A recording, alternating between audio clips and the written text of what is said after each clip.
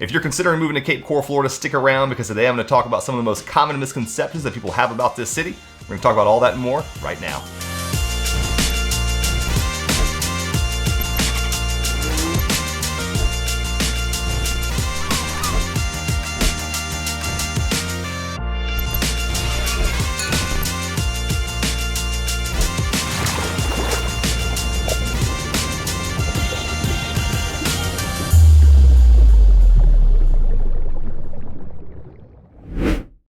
Hey everyone, welcome back and thanks for tuning in. If this is our first time meeting, my name is Marc Ammons and I'm a real estate agent down here in Southwest Florida. And on this channel, I talk all about what it's like to live, work, eat, sleep, and play right here on the Gulf Coast of Florida. If that sounds like something that you're into, go ahead and click subscribe down below so you don't miss any new videos when they get released. And if you are thinking of either buying or selling real estate down here in Southwest Florida and you'd like some help navigating our housing market, go ahead and reach out to me in whichever way is best for you. Feel free to call, text, or email. You can also scan the QR code up here in the corner, and that's going to give you links to all the best ways to get in touch with me so we can get started looking for your new home down here in Southwest Florida. With that out of the way, let's get into today's video. So if you're thinking about making the move down here to Florida and you started to research some of the most desirable cities to move to, you have no doubt come across Cape Coral as one of those cities. Cape Coral is one of the fastest growing and most desirable cities to move to in the entire state of Florida right now, and it's also where my family and I happen to call home. And I get calls from people every day who are looking to move down here and they want to learn more about the city. And I've found in many of those conversations that there's a lot of misconceptions about Cape Coral, which likely stem from old and outdated information and stereotypes. So today, I'm going to discuss the top 5 common misconceptions that I hear from people about Cape Coral. Let's get kicked off with number 1.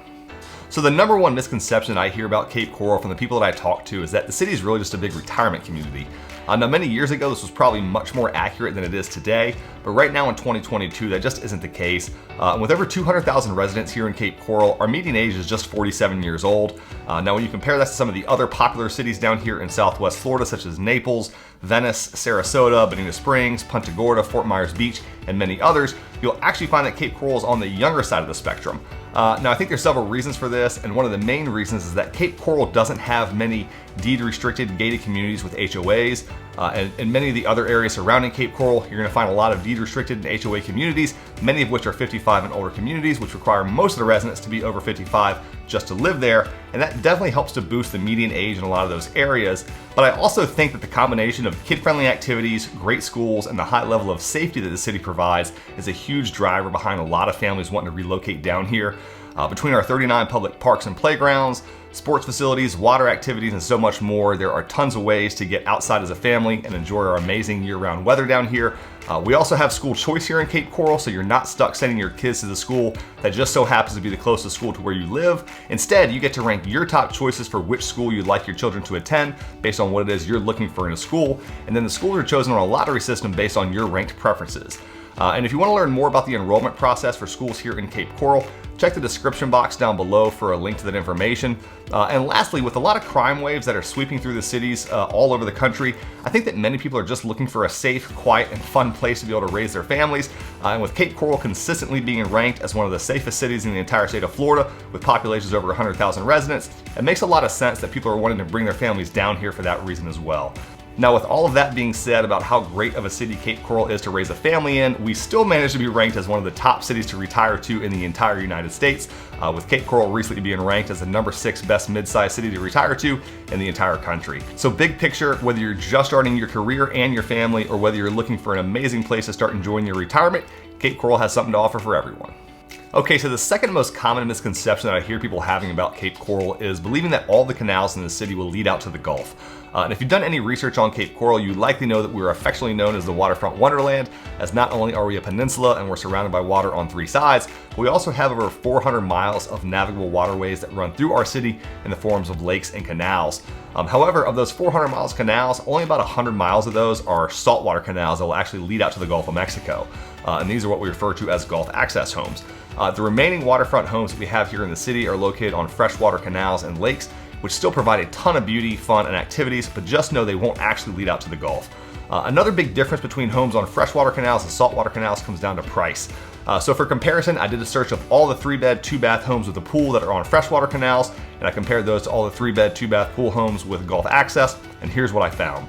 The first thing that stood out to me was the difference in inventory between freshwater and Gulf access homes. And when looking at 3-bed, 2-bath pool homes on freshwater access, there were only 22 homes on the market right now, as opposed to the same homes on Gulf access, which there were 91 currently on the market. Now, the lowest priced freshwater canal home was starting at $470,000, and the lowest priced Gulf access home was starting at $550,000. And on the high end, the most expensive freshwater canal home was priced at $985,000, while the most expensive Gulf access home was priced at $1.7 million. Now again, this is just for 3-bed, 2-bath homes with a pool. And for the average home prices for these 3-bed, 2-bath pool homes, the average freshwater canal home was $635,000, while the average Gulf access home was $949,000. Now, when you compare this to the same 3-bed, 2-bath pool homes that are not on the water at all, you'll find the lowest priced homes come in at $329,000, while the highest priced home is $899,000, and an overall average of $507,000. So hopefully this gives you a little bit better idea of the price difference between freshwater canal homes and Gulf access homes and homes that are off water completely.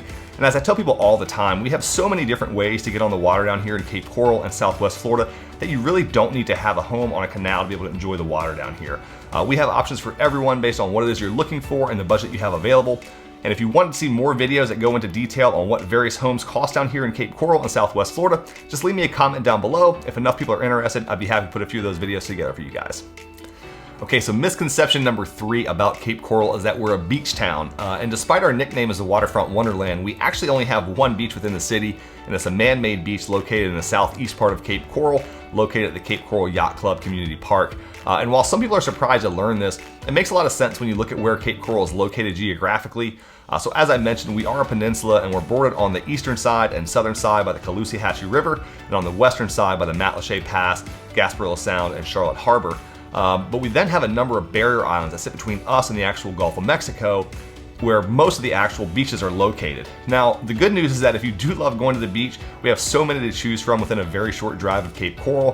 For example, the Sanibel Island Lighthouse Beach Park, which is a very popular and iconic beach, is just a 30-minute drive from downtown Cape Coral, while other popular destinations like Fort Myers Beach, which is loaded with activities, is only 24 minutes away from downtown, and Lover's Key State Park, which I think is probably one of the top beaches that you can drive to in the area, is only 37 minutes away. Now, you'll also find that many people who live in Cape Coral will often choose to take their boat to the beach instead of driving there, and this opens up even more options, as many of the islands that are located directly to the west of Cape Coral, such as North Captiva and Cayo Costa, are accessible by boat only and offer some of the most pristine and private beaches that you're going to find anywhere. And if you want to learn more about a lot of the beaches and see some of the trips that my family and I take, both by car and by boat, check out my other channel, The Cape Coral Life. I'll leave a link at the end of the video as well as down in the description box below. And honestly, after living here, I would tell you that I think not having beaches located within Cape Coral is actually more of a benefit than it is a drawback, mainly due to the amount of congestion that beaches bring with them, especially when we're in season.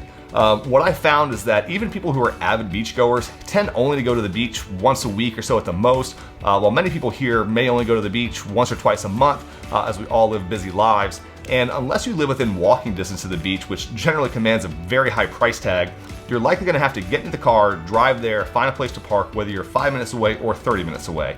Now, in addition to the higher cost of living, the areas that are closer to the beach tend to have much worse traffic, pretty much year-round, but they're particularly bad in season. And since the vast majority of the time that you're on the road, you aren't actually going to the beach, I would rather live in an area that's generally less crowded and congested, has less traffic, a lower cost of living, and just spend an extra 10 to 20 minutes or so in the car on the days you do actually want to go to the beach. But as with everything, we all have our own goals and preferences, so do your own research, but just be aware of the pros and cons that go along with the areas that you're looking to relocate to.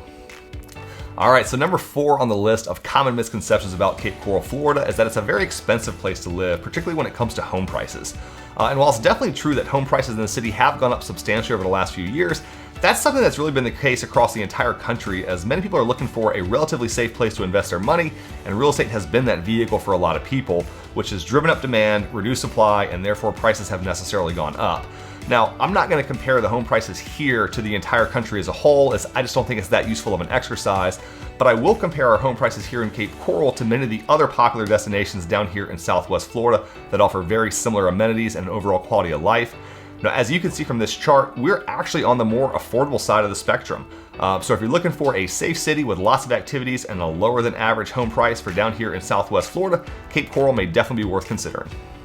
All right, so we've come to the end of our list here, and we are now up to number 5 on the list of the top misconceptions that people have about Cape Coral, Florida. And that is that we're broken up into individual neighborhoods and communities, each of which has homes of similar sizes, styles, and price points. And when people call me up to help them find their new home down here, one of the top questions I get from people is, what are the best neighborhoods to live in? And honestly, that's kind of a hard question to answer because for the most part, we don't have separate individual neighborhoods and communities that you may find in other places in the country. I know there's a lot of places out there where unless you live on a large tract of land that's a little bit more rural, you probably live in some type of neighborhood or community that has homes which are all of similar size, similar style, and similar price point that's really just gonna vary based on some of the interior upgrades that were done when the home was built. However, you're gonna find that for the most part down here in Cape Coral, that's really not the case. And this is particularly true in some of the older parts of Cape Coral, like the southeast portion of the city,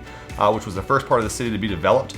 Here you're gonna find smaller homes that were built in the 1960s and 1970s that may only be 1,100 square feet, and they're selling for 500, 600,000, which still isn't cheap, but what you're really paying for is the desirability of that particular location and the lot that house sits on. Now, these homes may be directly across the street from a new construction home that just sold for $3.5 to $4 million. And I found this to be confusing for a lot of people, particularly when they're looking at more luxury type properties that are in the $1 million plus range, and they're nervous about buying a $1.5 million home that's next door to a house that may only be worth 1/3 of that. And they want me to explain to them how that's possible, and they're concerned that it's somehow gonna affect their property value. And honestly, the only thing I can tell them is welcome to Cape Coral, where we have something for everybody. Now, a lot of the newer areas that are being developed currently, particularly in the northwest part of Cape Coral, do have a lot more consistency in terms of the size, style, and price of the homes, as most of them are newer homes that were built within the last 10 years or so, but you're still gonna find outliers all over the city. And if you're looking for some neighborhoods and communities within the city that do have homes which are all similar in style and price point, we do have a few to choose from, and I'm happy to point you in the right direction. But generally speaking, I recommend just buying the house that you want at a price you're comfortable with in an area that you like and not being overly concerned about the rest. And the great thing about Cape Coral as a whole is that whether your budget's $400,000 or $4 million, we have something to fit your needs and your budget, and we all get to enjoy the same beautiful weather, city amenities, and overall lifestyle exactly the same, no matter how much your home costs. So I hope this video has helped to clarify some of the common misconceptions that are out there and gave you a better idea of what things are actually like down here in Cape Coral and Southwest Florida. If you got some value out of this video, it'd mean a lot to me if you would hit the like button down below, and also consider subscribing if you haven't already. And now that you know a little bit more about what life is like down here in Cape Coral, if it sounds like the kind of place that you might enjoy living and you'd like to explore making the move down here to the area, please reach out to me so we can have a conversation about your needs and your goals and see if this may be the right spot for you. Feel free to call, text, or email. You can also scan the QR code here in the corner, and that's got links to all the best ways to get in touch with me. And if you are considering moving here and you have specific topics that you want to learn about that I haven't covered in any of my other videos, and you want to know my experience with those particular items, leave me a comment down below about what those things are, and I'll be happy to include them in an upcoming video. I appreciate you sticking with me till the end. As always, thanks for tuning in, be well, and I'll see you on the next one.